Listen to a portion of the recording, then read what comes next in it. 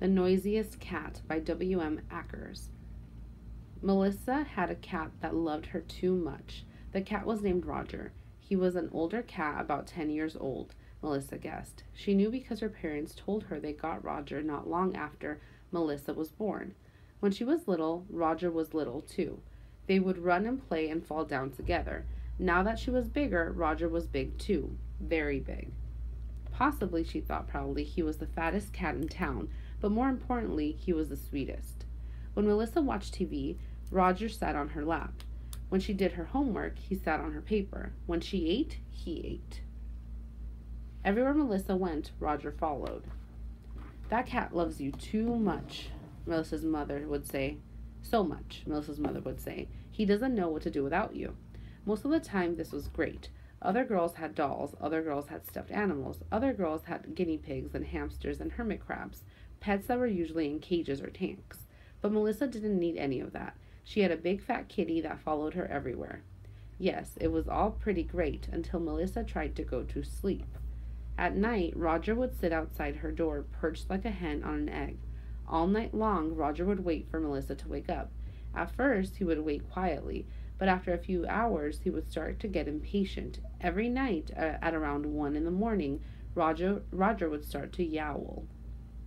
If you do not have a cat, you do not know what an awful noise a yowl can be. Cats make lots of nice noises, like purring and meowing and sneezing, but a yowl is not nice at all. It starts deep inside their throat and moves up slowly, getting louder all the time. Hee-yowl, Roger would say over and over again. It sounded like he was being stepped on. It sounded like he was in pain, and it woke Melissa up every time. Her eyes would pop open. Her stomach would twist up. She would lie there for hours listening to Roger's awful cry. No human is strong enough to sleep through a yowling cat. Mom, Melissa would say the next day, Roger was yowling again last night. He kept me up for hours. Oh, sweetie, Mom would say, he just can't stand to be without you. He loves you too much. Why don't you just open your door and let him in? Melissa tried this once. When Roger started yowling, she stomped across the room and opened the door. He bounded in. She lay back down and tried to go to sleep. She couldn't. It isn't easy to sleep when a cat is walking on your head. She moved Roger, but he came back. She hid her head under the blanket, but he just poked her over and over again with his paw. When he started to yowl again, Melissa got fed up. She jerked the blanket off her head and stood up. Oh, no, you don't, she said. No yowling in here. She put Roger out in the hall where he started his song again.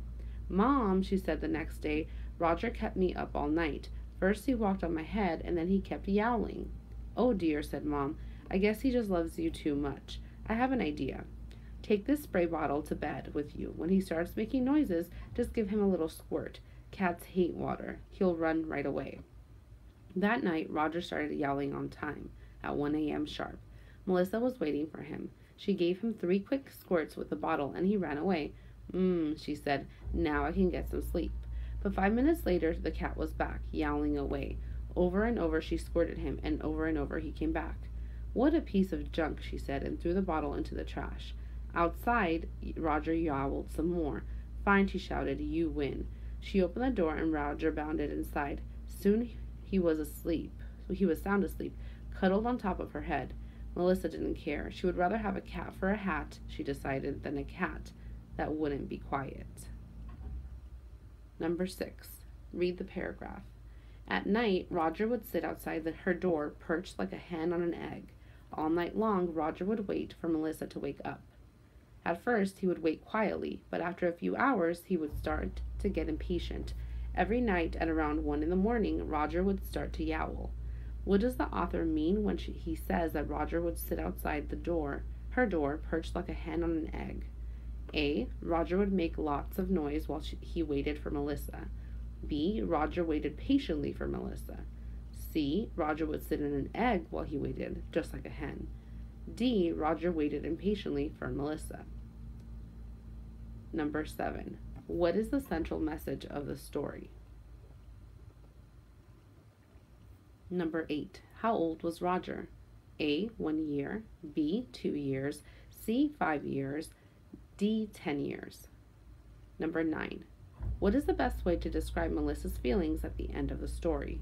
A. Determined to figure out the solution to her problem. B. Frustrated with the water bottle. C. Relieved that Roger is cuddling with her again. D. Accepting of the situation. 10. Which details best show why Melissa's mom thinks Roger loves Melissa too much? Select all. A. He was the fattest cat in town. B. He yowled outside Melissa's door. C. He followed Melissa everywhere. D. He cuddled on top of Melissa's head at night. E. When Melissa watched TV, Roger sat on her lap. F. Melissa's mother would say, he doesn't know what to do without you.